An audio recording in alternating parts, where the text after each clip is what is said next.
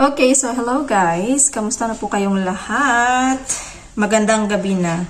Okay. So hindi ko na ginagawa yung intro natin, no? Baka sa susunod na lang.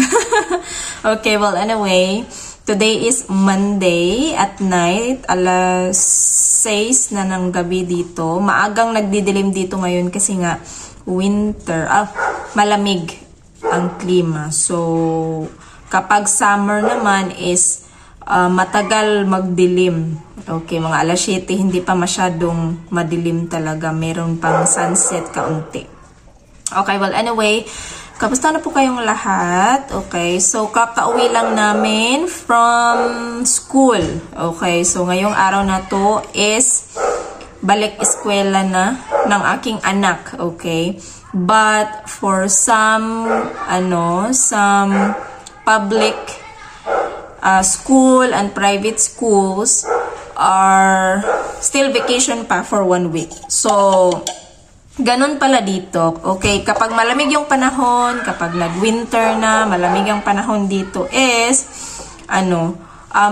may vacation talaga yung mga bata for 2 weeks, pero mag-e-extend daw ng 1 week. Palagi daw yung nag-e-extend ng 1 week. And, totoo kasi nakita ko sa news lately na nag-e-extend sila ng 1 week talaga. So, ganun pala. But, doon sa school ng anak ko, hindi sila nag-extend ng 1 week. As in, 2 weeks lang talaga. Tapos, meron silang, parang, parang summer class. Ay, hindi naman yung summer class kasi hindi naman summer eh. Okay, parang siya, mga free classes na ino-offer nila. Wala siyang bayad, it's free talaga. So, mga free classes for those parents na willing na matuto pa yung kanilang mga anak, hindi makapagbakasyon ba during the vacation. So, ako hindi namin pinapunta kasi gusto kong makapag-relax yung anak ko. Gusto kong makapag-relax siya ng kaunti from school. Tapos, 3 weeks hindi ko siya pinapasok. So, 2 weeks vacation, 1 week. Prior to the vacation, kasi hindi ko alam na meron palang vacation. I thought na walang vacation sila kasi private. Okay, private na school. So, I thought na wala silang vacation.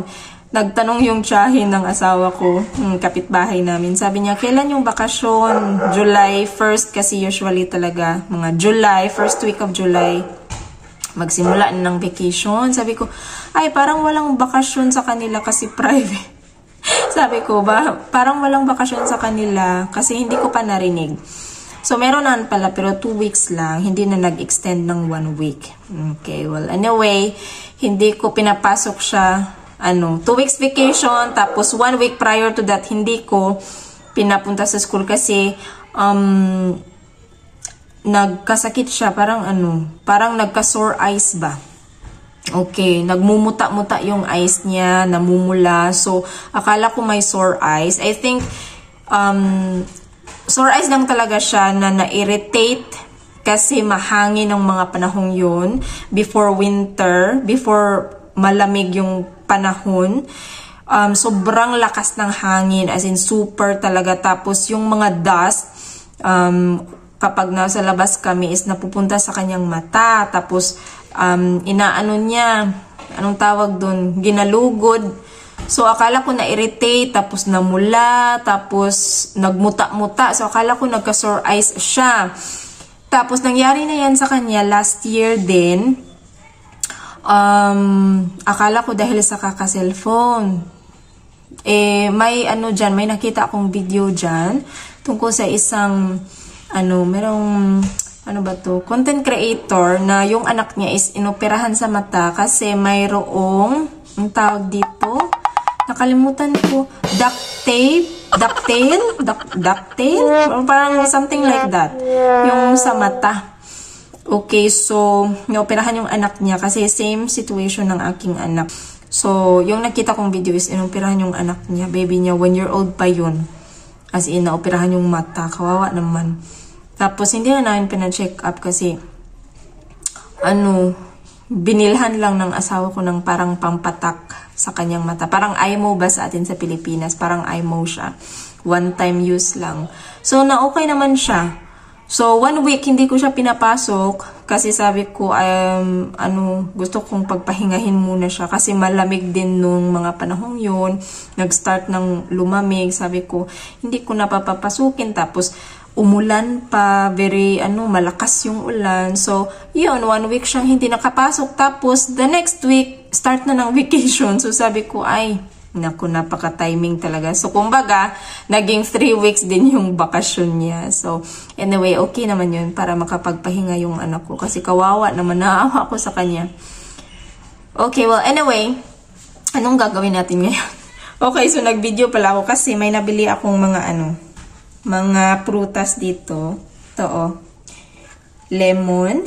Lemon para liquor daw to. Ibig sabihin, para to pang juice. Favorite ko talaga yung lemon juice dito sa kanila. As in, super.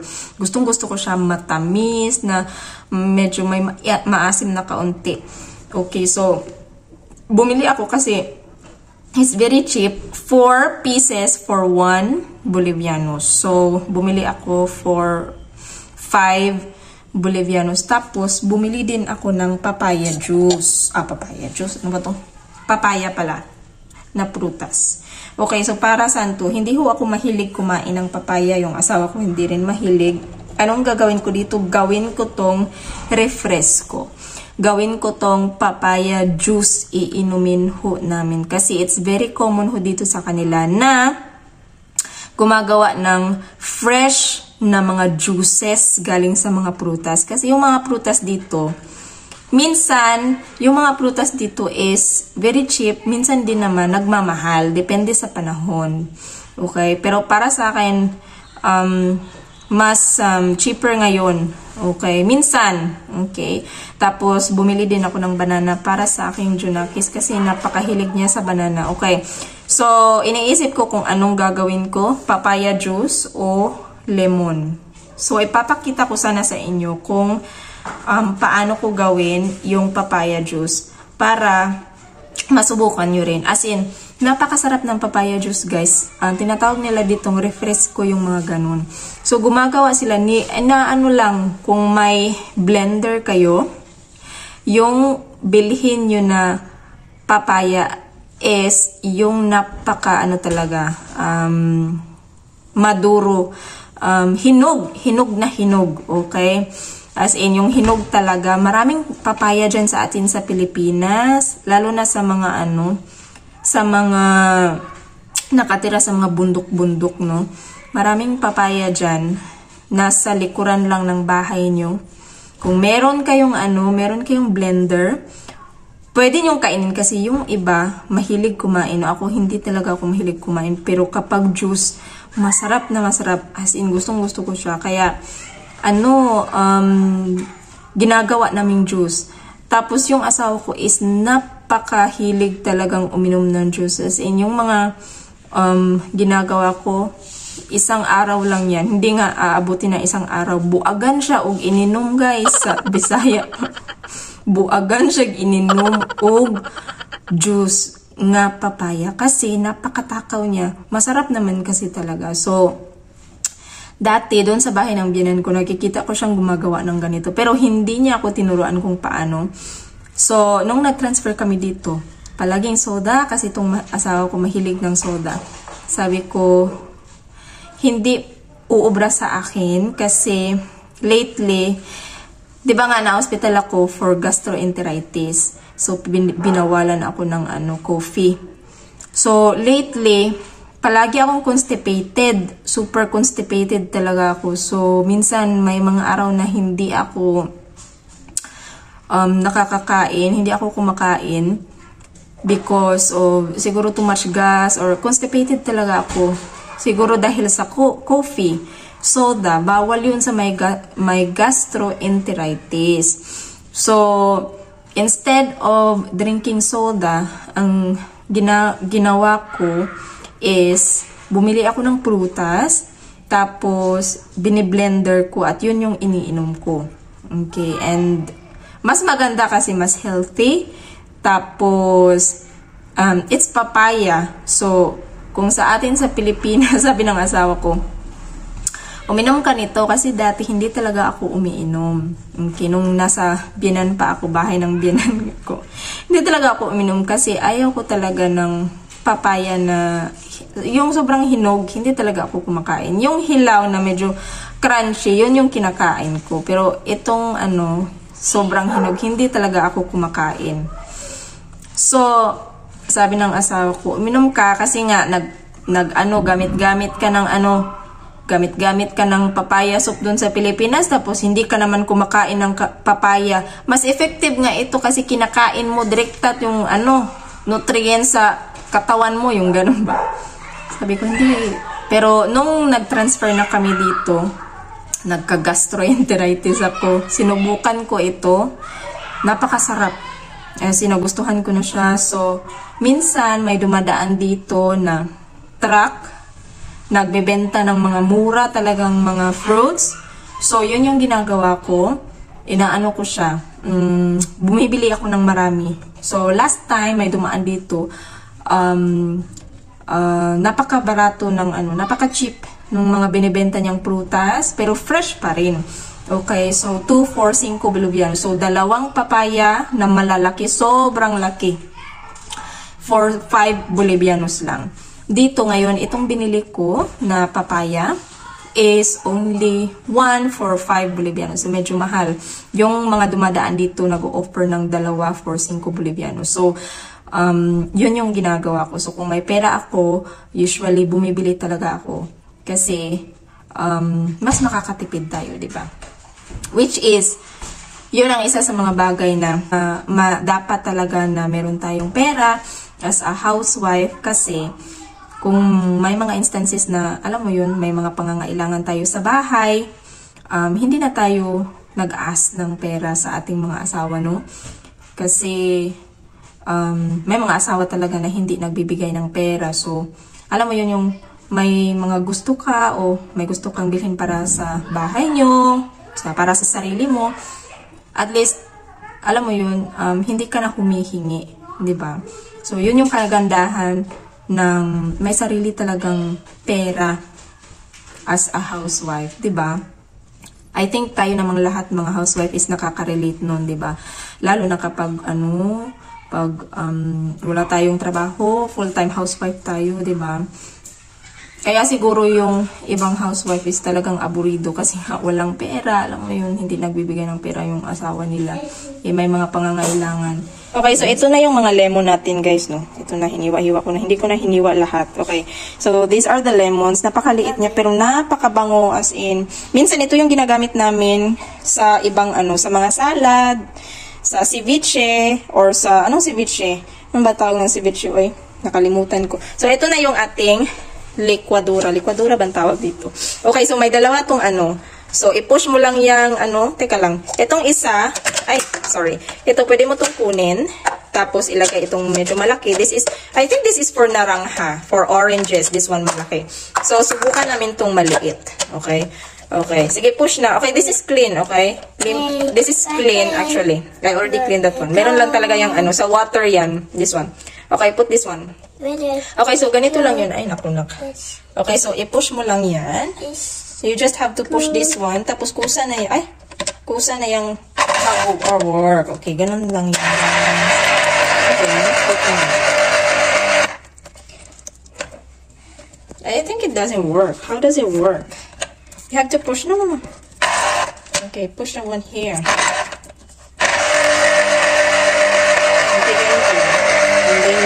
Juices will so yun na. So ganun lang yun.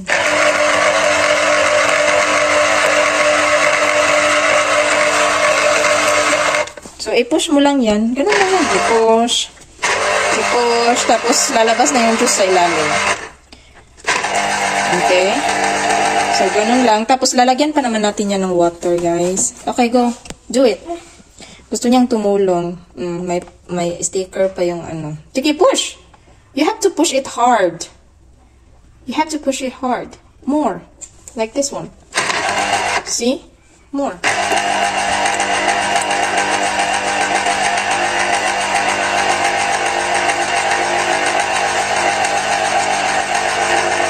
Okay, good job. So, ito yung banana niya.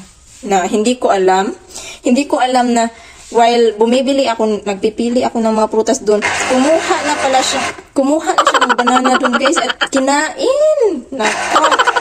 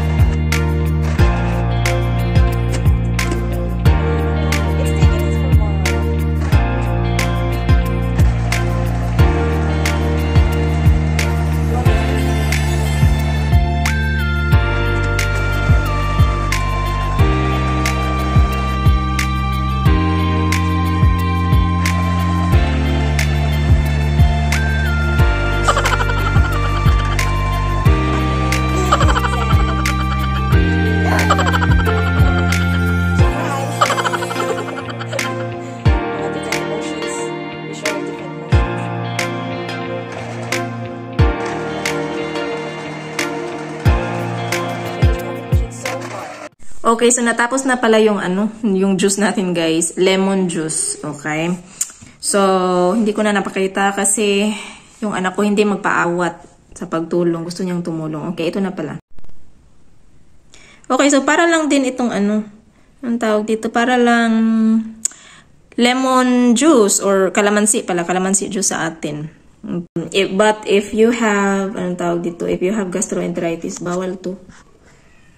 Kasi bawal sa mga may gastroenteritis yung mga acidic na mga na mga beverage. So, bawal yung mga pagkain na maasim. Okay. Kasi parang magti-trigger yung yung tawag dyan, yung tiyan nyo. So, yun lang. Para sa akin, mas mabuti kung papaya juice, okay? Or water, no? Water. O di kaya papaya juice kung mayroon, kasi sa Pilipinas nga marami tayong mga mga fresh fruits sa sa ating mga bakuran. Meron nga actually, meron ding dito, may mga nagtitinda ng anong tawag dito, watermelon ginagawang fruit juice. Okay, pwede 'yun. Basta lang talaga kayo ay anong tawag dito, experimental experimental ba sa kusina. So, dito lang ako nakatikim ng parang fruit juice na real talaga na fruit juice and papaya juice, yung mga ganun. Kasi syempre kadalasan dun sa atin is mga yung mga processed ba, yung nasa plastic, mga tang, mga 7 o'clock, yun, hindi yun siya mga fresh talaga, no? Yung mas maganda is yung organic talaga yung gawin natin. So ito, papaya is very very healthy, okay? Tapos, nakakapag di ba kinakain natin yan kapag nahihirapan tayong dumumi. Di, mas maganda, mas makakadumi ka kung gagawin mong juice. Okay, so sa mga wala namang blender, kasi merong iba na walang blender, yung iba dito is nila, anong tawag dito? Grater, if you have grater, yung parang para sa cheese, pwede nyo yung gamitin. Tapos, nyo lang ibabad nyo sa tubig, tapos, kumuton, okay? Alam nyo yung dito, yung sambag, yung tamarind. Ano ba yan sa English? Tamarind yata.